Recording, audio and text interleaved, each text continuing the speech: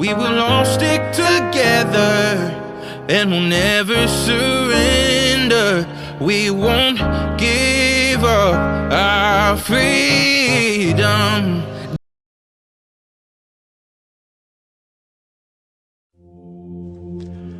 When Benjamin Franklin exited the Constitutional Convention, he was asked by a woman, "Sir, what have you given us?" His immediate response was, "A republic, ma'am, if you can keep it." Yet most Americans today have been persuaded that our nation's governmental system is a democracy and not a republic. The difference between these two is essential in understanding Americanism and the American system. Before we discuss political systems, however, it's helpful to address the confusion that has been spread about the political spectrum.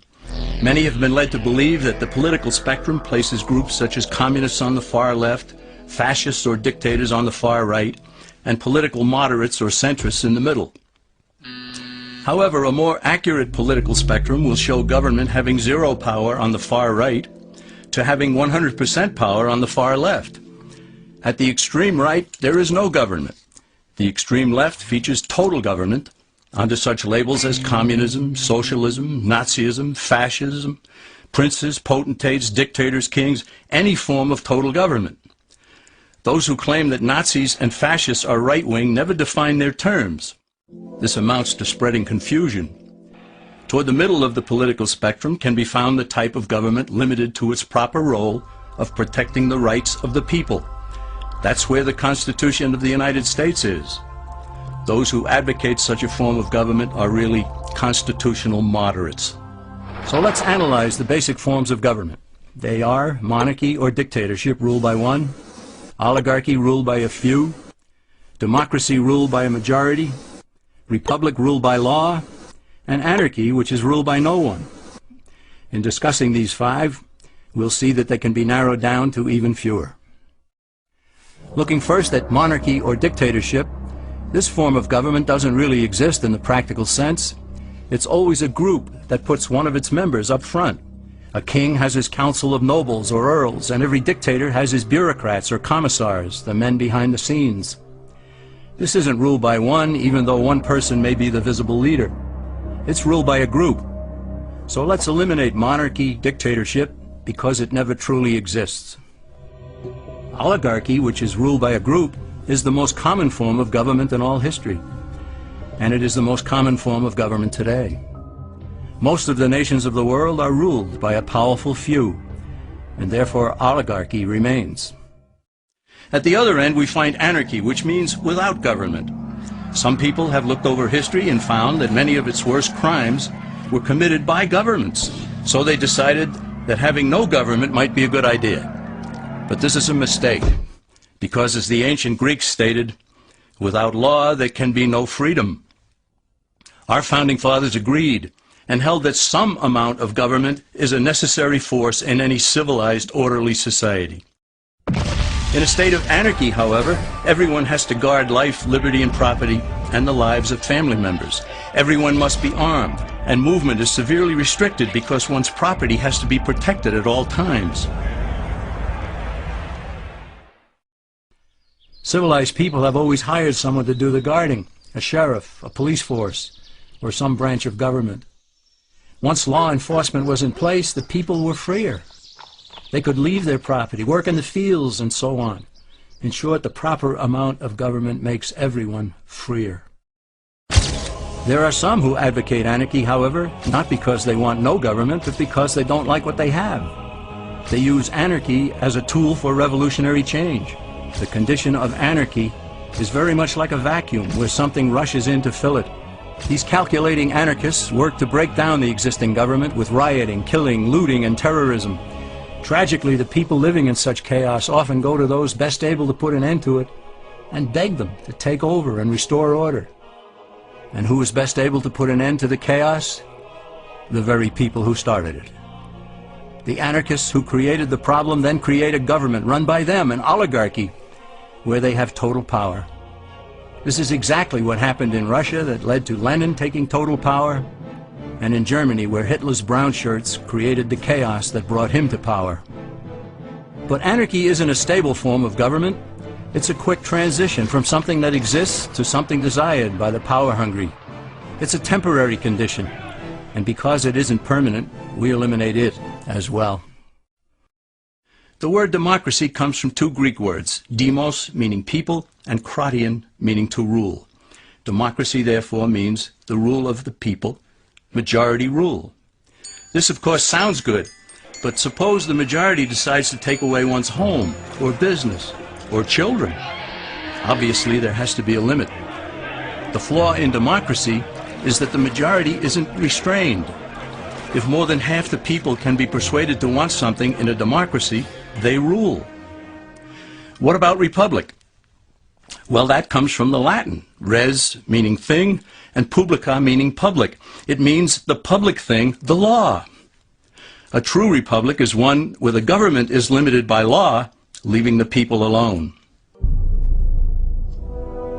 America's founders had a clean slate to write on. They could have set up an oligarchy. In fact, there were some who wanted George Washington to be their king.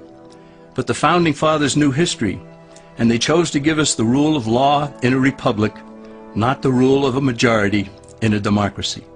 Why? Let's demonstrate the difference in the setting of the Old West. Consider a lynch mob in a democracy. 35 horseback riders chase one lone gunman.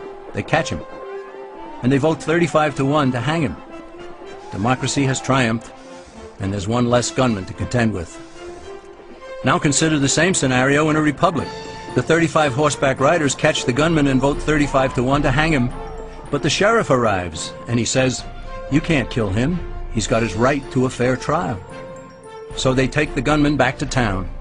A jury of his peers is selected, and they hear the evidence and the defense, and they decide if he shall hang. Does the jury even decide by majority rule? No, it has to be unanimous or he goes free.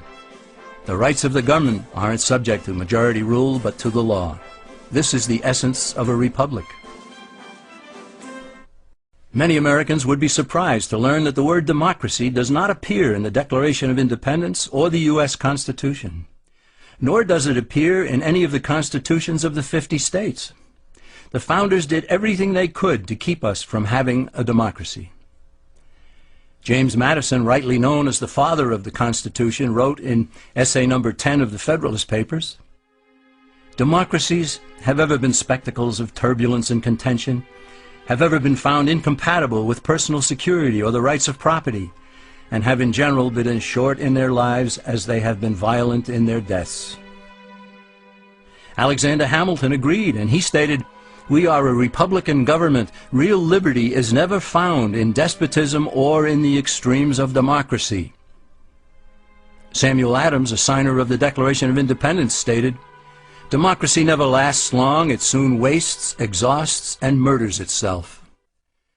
The founders had good reason to look upon democracy with contempt, because they knew that the democracies in the early Greek city-states produced some of the wildest excesses of government imaginable. In every case, they ended up with mob rule, then anarchy, and finally tyranny under an oligarchy. During that period in Greece, there was a man named Solon, who urged creation of a fixed body of law not subject to majority whims. But where the Greeks never adopted Solon's wise counsel, the Romans did. Based on what they knew of Solon's laws, they created the 12 tables of the Roman law, and in effect built a republic that limited government power and left the people alone. Since government was limited, the people were free to produce, with the understanding that they could keep the fruits of their labor.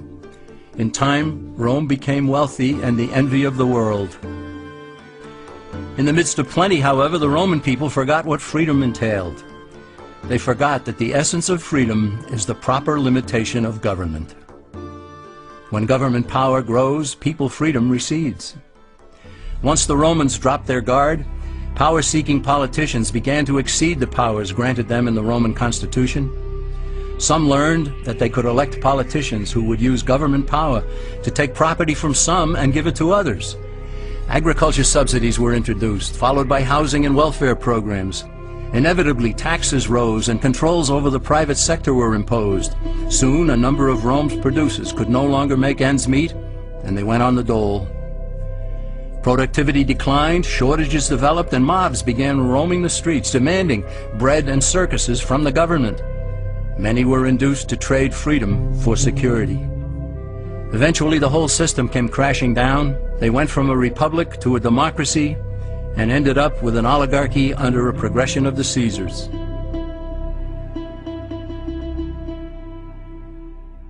Thus, democracy itself is not a stable form of government. Instead, it is the gradual transition from limited government to the unlimited rule of an oligarchy. Knowing this, we as Americans are ultimately left with only two choices.